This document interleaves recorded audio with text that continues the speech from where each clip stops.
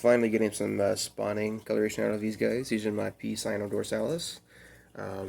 Awesome rainbow fish, or dwarf rainbow, and they are actually high brackish to marine, so they're in a marine tank right now. You can see that's a bright male right there with that orange belly. He's displaying for another male. These guys have that extended dorsal, whereas females, all three of those are males right there. Females are going to be a little bit more drab and might look a little bit more like that little girl up there, right? You can barely see her. She's on a white background. But typically what ends up happening, you're going to have all the males going crazy in the midday, mid-afternoon, and then all the females that aren't interested are going to run and hide after they've spawned or are done doing their thing. So far I don't really have much of the, most people use spawning months. I'm attempting to colony breed these, so I'll just, you can see them displaying really hard back there, right?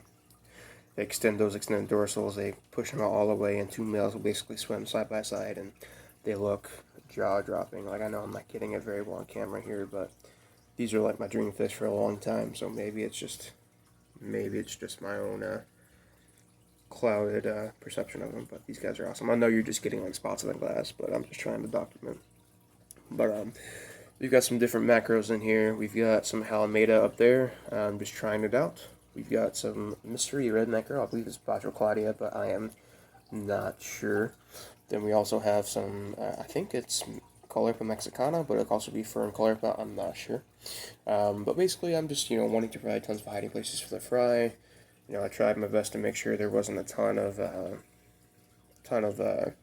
pests or anything on it. I'm sure there's some pods and stuff that made it into the tank, but I'm not super worried about that. You see there, that's one female and two males doing the thing back there. I love these fish so much. Everyone's got their thing. These guys are just gorgeous. And I was kind of disappointed because the seller shipped them to me as like juveniles. Like all of them had no color. They all look kind of like this guy here, right? Kind of a blue stripe, but not much more.